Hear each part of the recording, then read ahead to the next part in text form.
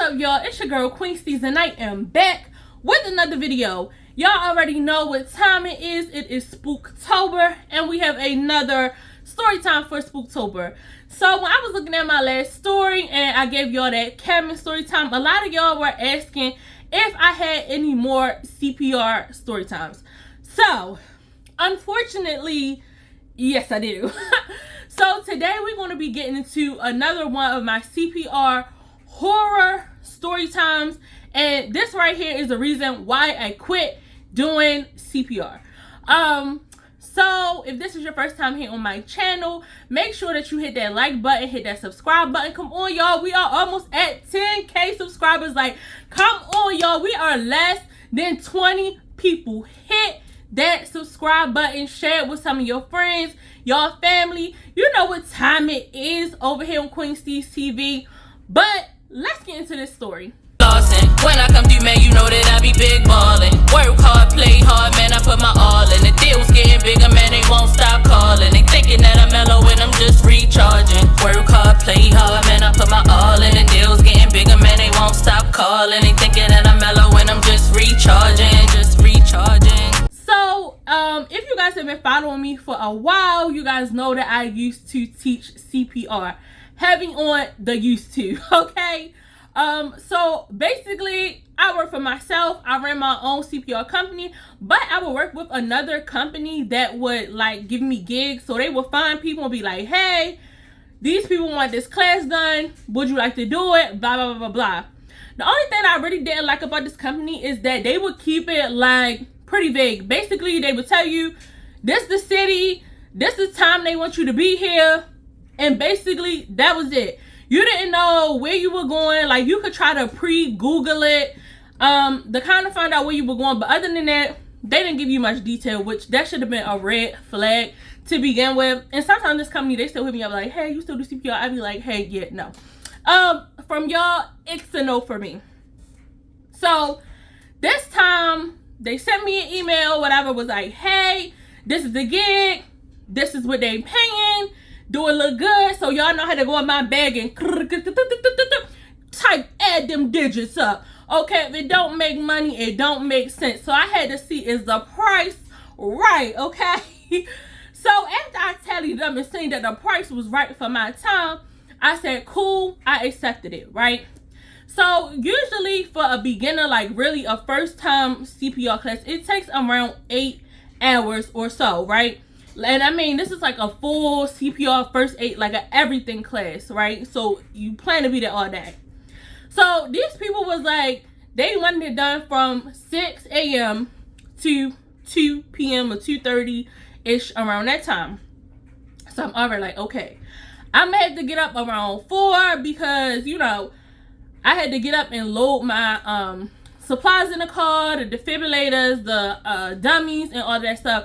And I live in Baltimore City, honey, so ain't like I could put them in the car the night before, girl, because you be to put it in the night before. They be to bust your windows out. And if anybody knows, CPR dummies and equipment is very, very, very expensive. And like I said, this was my own business, thine own business. So all of that stuff came out of my own money. So I would just have to get up early to put it in there and make sure I had all my supplies, make sure I had my manuals, like to give to the students, the exams, basically everything. I had to pack everything up. So of course I arrived on site at like 5:30ish, right? So they gave me the telephone number of this contact. I'm gonna call the contact hashish. I don't even know what is a hashish. I feel like is that hookah? I don't know, y'all know I was smoking a hookah, so whatever, hashish. So they give me the phone number, like, hey, Hashish is your person. Call Hashish when you get there, and blah, blah, blah, blah, blah. So I put it in my Google Maps. I'm driving. It takes me down this, like, long wooded area. So when I get to the end of, like, the wooded area, it was a gate, like a big gate, you know, the way, like, you know, somebody had to open it for you, and then you drive in.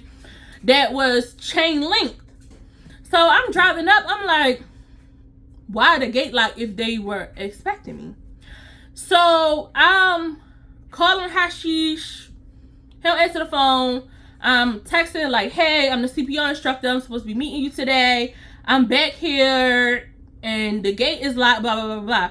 So Hashish was just like, hey, I ain't there yet. Just wait right there. So I'm in my truck or whatever, and I'm like, and this when I had my old truck, y'all. It was like, it was fish bowling. So, you know, now I got the tents on. You can't see it from my window. But back then I was fish bowling. So I'm like, okay, I'm just sitting here on this dark road early in the morning, like in a wooded pathway.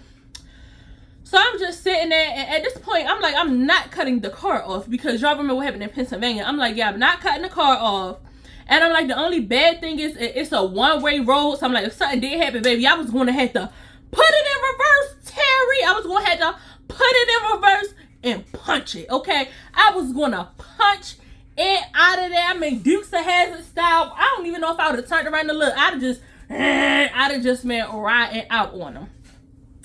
So finally, Hashish get there. He pull up. He just opened the gate, pulled it open, let me drive through. So what I was driving, like the back of it was gravel. So this was, I don't know, it was like a construction company-ish, like, but they also had like equipment, like big cranes and all that stuff. So it was a whole bunch of stuff back there, but it was on like a gravel road. It really wasn't nothing back there. And then there was a second gate that had like machines in the back. So I go in on the concrete gate. I drive in there. So he like, yeah, just pull right there. So I just, you know, put my car right there. He never drove his car in. He closed the gate and locked it. So I'm like, he ain't say I'll be back. He ain't say give me a minute. He ain't say nothing. So I'm like, not lock me in the gate. So I was like, oh baby, if I gotta mess up the grill of my car, it don't matter, baby. I'm boom. I mean, I'm busting through. So I'm sitting out there for like 5 minutes or so, and I'm just kind of like, you ain't tell me where to go. You didn't tell me anything. And then he comes out and he's like, knock on my window. He like, yeah, you can bring your stuff in here. So I'm like, okay. I was like, let me just go walk in to check it out to see where I'm going, because yeah, like, let me just scope the scene, because like I told them last time, if I'm not feeling it, guess what? My check already cleared and I will leave. I absolutely will leave. So I went in there, and it was like the front desk of like a company, you know, like a regular business that you would walk in, and it was a front desk or whatever. And then it was like a warehouse, I guess, in the back. So it was nobody there at this time. So I'm like, where you want me to teach? Because it literally was like an open room. So he was like, yeah, give me a minute. I'm going to go get some tables. So I'm like, you called me. You called me here. So why is it not set up? So I always bring my own like DVD player and all that stuff, because sometimes they have it, sometimes they don't. Bring your own extension cord, because you just never know kind of what you're walking into. That's why, like, if you teach CPR, it's best that you just have your own building and make people come to you. Even though it's a luxury and a service for you to go to other people and you can charge more, sometimes it's just like mad inconvenient. So he like brings the tables out or whatever and put them. So I'm like, okay, how many people are we expecting? So he told me the number of people, and I don't know if it was like 10 or 12. It was something, it was like a nice amount of people. So I'm like, okay, cool. I said, I'm gonna go get my stuff. So mind you, y'all, I got all these bags full of dummies. And this is something now that, like, not that he's obligated to help me, but I just feel like men these days don't be like, oh, hey, let me help you with that. Let me get that for you. Like, they just be looking at you. That's like one time, this off topic, but still, that's like one time I was at a gas station and I was like putting air in my tire. Usually gotta be like, oh, hey, you need help me put air. So he waited until after I was done and was like, oh, you need assistance. And I'm like, why would I need your assistance? Like, make it make sense. So yeah, like, he didn't offer, was like, hey, can I help you? So mind you, I'm carrying these big bags of dummies, adult dummies, child dummies, infant dummies, a bag full of defibrillators, a bag full of textbooks. So I'm just going back and forth, back and forth, back and forth. Not once in this fool was like, hey, you need me to grab something for you? Is there anything I grab? But whatever. That's neither here nor there. So after I get in, I fix all my stuff up. I put everybody's book down. Like, I set my class up nice so it can run smoothly. So as they start coming in, I realized it's a class full of guys. So I'm already like, okay, let me get a woo side, because it's like when you be talking to men, they don't listen. Like, you can tell them go 1 and 2 and 3 and 4, and they like, and 5, 6, 7, 8. And I'm like, I didn't tell you to do that. So already I'm like, woo, woosah. So I'm like, okay, come in, sit down, and listen. I don't play about teaching and things like that, like when it comes to my career. So like, first off, when I came in, I laid down the law. I'm like, how you doing? I'm your instructor, Steez. Please sit down. Don't open your mouth until I tell you to. This is what we're going to do. This is how this is going to go. Okay, and if you don't do what I do, I have no problem failing you. And that like pretty much is the speech. I introduce myself, all this stuff. We getting into the class. So I start playing the video for them, blah, blah, blah, blah. So then I start handing out the dummies and doing all this. So as I go to place the dummy down in front of the one guy, I put the dummy down, right, like this. He goes like this. So I was like, don't do that. So that's my first one. So I'm like, don't do that. And I moved to the next, place their dummy down, blah, blah, blah. We going into the class.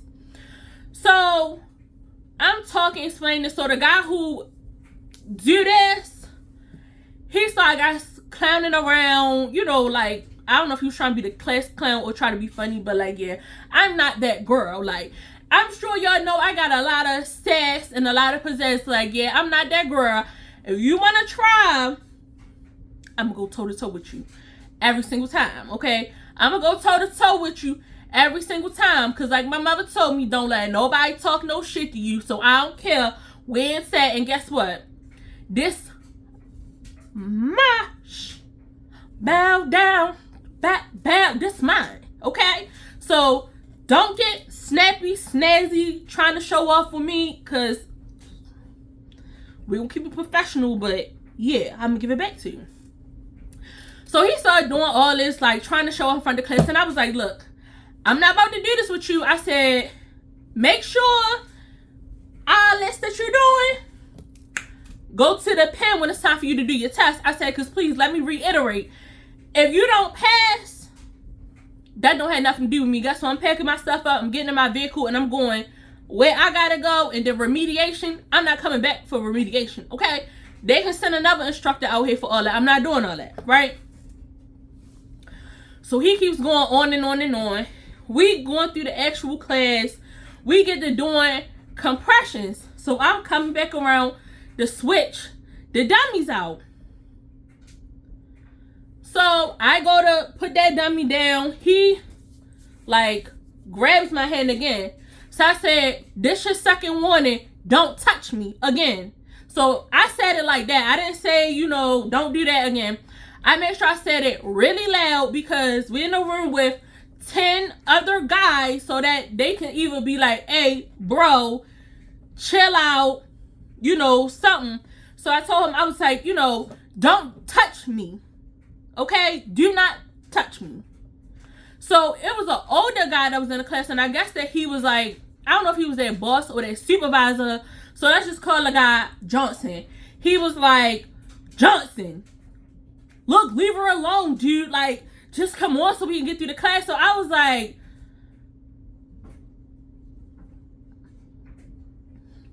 y'all better get Johnson. Y'all better get Johnson, okay? I'm telling you. So while they doing the compressions, at this point, I don't know, I guess he was embarrassed or whatever, feeling some type of way. So on the dummy, I'm like showing them, bam, how to do the compressions, blah, blah, blah. He's like, bonkum, bonkum, bonkum, bonkum, bonkum, like beating the dummy to the point where the beads in the inside is like coming out the mouth. And these wasn't no cheap dummies. These is Preston dummies. And if y'all know about CPR, y'all know about CPR dummies. Look how much Preston dummies is, okay? This is the high-tech Preston testing dummies. So I told him, I said, please stop doing that to my equipment. I said, because guess what? It will be billable to the company. So, and guess what? When I build a company, that's up to them to keep it up with you. But I'm going to get my money on the front end or the back end, okay? But I'm going to get I said, please stop doing that, sir. Like, you're testing me. So I'm just like, okay. Let me try to make it through the class. And the guy was like, you want to let us out for a lunch break? The older guy that told him to chill. So I was like, I'm like, to be honest, I'm really just trying to get through the class. I'm like, for real, I take out a whole 8 hours. But I said, okay, they're entitled to a lunch break. So I said, okay, cool. I was like, y'all can go to lunch, take 30, take 45, whatever. So they had already did one assessment. So I said, okay, just give me that. And while they going, so I bought me a little turkey sandwich in my bag. So they had a separate table where I had my stuff. So they leave out. I'm sitting at the table. I pull out my water, you know, my water. I take a little bite of my little sandwich or whatever. And I'm grading the papers. So, a little while, maybe like 15 minutes or so had passed. And I'm grading the papers and I hear something like, so, I'm like, I know it's a warehouse in the back, but I didn't know if it was other people there other than those people, because where I was sitting, there was a window and the door was right there. And that was the front door that I had came in. And that was the door that everybody came in and everybody had left out.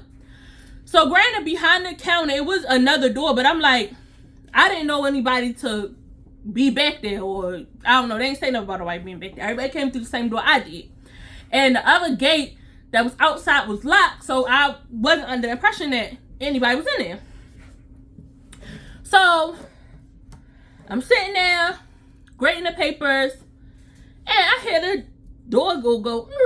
So I'm looking, I'm like, I know it ain't nobody else in here. I'm like, because I done seen everybody go out the front door. So, I hear another noise, so I look up, and it's the guy, Johnson. So, I'm just like looking like, okay. So I keep grading the paper. So Johnson comes out and approaches me at the table. So I go from, you know, sitting like this, grading the papers, to now I'm sitting up. So I'm like, can I help you? So he's like, I don't know why you sitting here like you had an attitude. And then I said, first of all, I said, listen, we're not about to go back and forth. I said, I don't have no attitude. And like I told you, do not put your hands on me. You don't know me. We're not friends. I'm here for a job. Don't put your hands on me. And it's literally that simple. No ifs, ands, or buts about me. So he starts approaching me to the point where he sits like right in front of me, like get kind of in my face. Like, you know, if I reach my hand out, I'd be touching him. So I move to this position, you know, I get back like, cause what's good? And I was like, sir, I said, I'm not here to argue with you. I'm here to do a service. I said, I simply asked you, don't touch me. I was like, and I don't know what you think you coming in here running up on me. I said, but like, yeah, so I could hear that it was people outside. So I don't know if they was out there smoking or whatever, but I was like, okay, let me raise my voice so maybe they'll come in.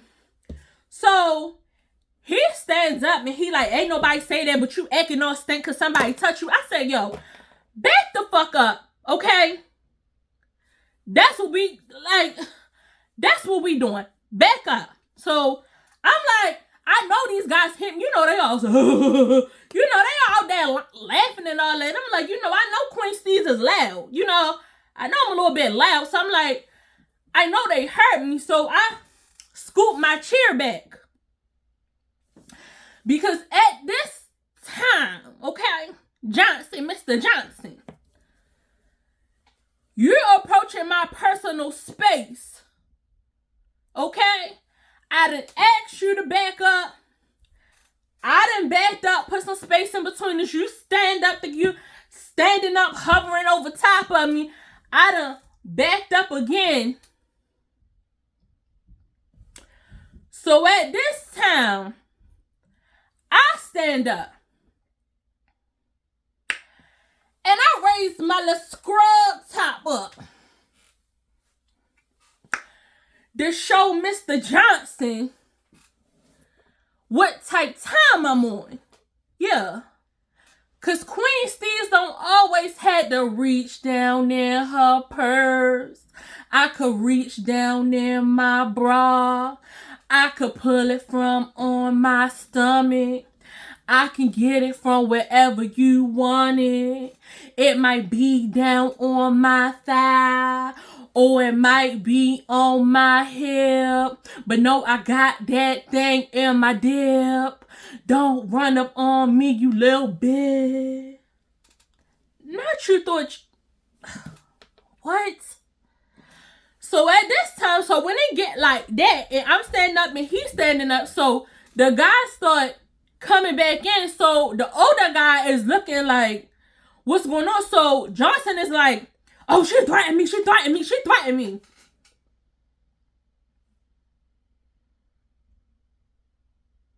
I didn't threaten you. I promise you. I absolutely, positively promise you. I will done you in here, okay? I will done you. Don't play. I said, you're the one who keeps putting your hands on me. I said, after I asked you multiple times to stop, I said, you thought you was coming in here to intimidate me while everybody was gone, snuck back in the building and getting in my face, being confrontational. I said, but I got a wild card, okay? I keep a wild card, and I got things of mass destruction, okay? I said, that's what we not going to do. So I told the older guy, I said, look, I said, check this out. If y'all want me to finish this class, he gotta go. So Hapeeb, what I call him? I called him Hapeeb, Hafiz, whatever I called him, Shisha, Hafifa, whatever. He is like, oh, but we paid for this amount of people. I said, yeah, but I didn't plan on when I came here getting harassed by your employee. I said, so like I said, either he goes or I go. But let me remind you, I've already been paid. So at this point, I'm like, it really don't make me no difference how this play out.